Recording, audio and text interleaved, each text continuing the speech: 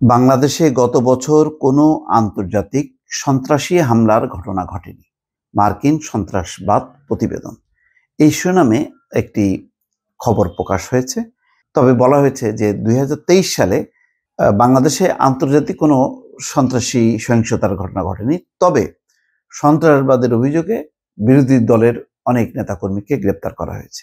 ২০২৩ সালের মার্কিন সন্ত্রাসবাদ প্রতিবেদনে বাংলাদেশ সম্পর্কে এই তথ্য উঠে এসেছে। এই খবরে বলা হচ্ছে, বাংলাদেশে ২০২৩ সালে আন্তর্জাতিক সন্ত্রাসী সহিংসতার কোনো ঘটনা ঘটেনি। যদিও ওই সময় সরকার প্রায়শই রাজনৈতিক বিরোধিতাকে সন্ত্রাসবাদ হিসেবে চিত্রিত করেছে এবং নিরাপত্তা বাহিনীর কিছু সংস্থার বিরুদ্ধে বিচার বহির্ভূত হত্যাকাণ্ড এবং অন্যান্য মানবাধিকার লঙ্ঘনের অভিযোগ রয়েছে। ২০২৩ সালের মার্কিন সন্ত্রাসবাদ প্রতিবেদনে বাংলাদেশ সম্পর্কে এমন তথ্য উঠে এসেছে। সম্প্রতি আমেরিকার স্টেট ডিপার্টমেন্টের এই প্রতিবেদনে বলা হচ্ছে, ২০২৩ সালে সন্ত্রাসবাদের নামে আটক করা হয়েছে বিরোধী রাজনৈতিক দলের নেতাদের ব্যাপকভাবে। এটা তো জানি ২০২৩ সালে যখন নাকি আওয়ামী লীগ সরকার ক্ষমতায় ছিল। প্রতিবেদনটিতে মানবাধিকার লঙ্ঘনেরও অভিযোগ এসছে।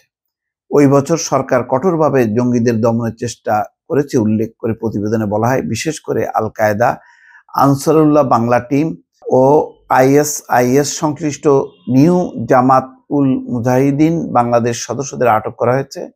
মার্কিন সরকারের কাছে প্রশিক্ষিত বাংলাদেশ পুলিশ ইউনিট একাধিক সন্দেহভাজন সন্ত্রাসীকে গ্রেপ্তার করেছে। প্রতিবেদনে আরো বলা হয়েছে, মে মাসে জাতিগত বিচ্ছিন্নতাবাদী কুকি চীন ন্যাশনাল ফ্রন্টের হামলায় বাংলাদেশের দক্ষিণ পূর্বাঞ্চলীয় পার্বত্য জেলা চট্টগ্রামে 2 সৈন্য নিহত হয়। মার্চে একই ধরনের হামলায় আরেক সেনা নিহত হয়। এছাড়া কেএনএফ এর বিরুদ্ধে নতুন আল কায়দা থেকে অনুপ্রাণিত গ্রুপ জামাতুল আনসার ফিল হিন্দাল সার্কিয়াকে প্রশিক্ষণ দেওয়ার অভিযোগ ওঠে। বাংলাদেশ কর্তৃপক্ষ জানিয়েছে, ২০২৩ সালের শুরুর দিকে তারা এই সংগঠনের কার্যক্রম নিয়ন্ত্রণে আনে। সংগঠনটির কথিত আমিরকে জুলাই মাসে গ্রেপ্তার করা হয়। এতে সংগঠনটির কার্যক্রম অনেকটা নিষ্ক্রিয় হয়ে পড়ে। এছাড়া প্রতিবেদনে ডিজিটাল নিরাপত্তা আইন সংশোধনের বিষয়টিও তুলে ধরা হয়। এতে বলা হয়, ডিজিটাল নিরাপত্তা আইন সংশোধন করে সাইবার নিরাপত্তা আইন নামকরণ করা হয়েছে। অনলাইনে সম্ভাব্য সন্ত্রাসী কার্যকলাপের বিরুদ্ধে এই আইন সংশোধন করা হলেও এর দ্বারা মূলত নাগরিকদের মত প্রকাশের স্বাধীনতা নিয়ন্ত্রণ এবং গ্রেপ্তারের অনুমতি দেয়। অর্থাৎ আওয়ামী লীগ সরকার যাই করছে না কেন, ঘুরে ফিরে ছিল বিরোধী দল এবং মতকে দমন করা। আন্তর্জাতিক সহযোগিতার ক্ষেত্র হিসেবে বাংলাদেশ ও যুক্তরাষ্ট্রের মধ্যে নিরাপত্তা সহযোগিতা অব্যাহত ছিল বলে প্রতিবেদনে বলা হয়েছে। যুক্তরাষ্ট্র বাংলাদেশকে আইন শৃঙ্খলা রক্ষাকারী বাহিনী এবং বিচারকদের প্রশিক্ষণে সহায়তা করেছে। একই সঙ্গে বিমানবন্দরের নিরাপত্তা উন্নয়নও সহায়তা দিয়েছে বলে উল্লেখ করা হয় এই প্রতিবেদনে।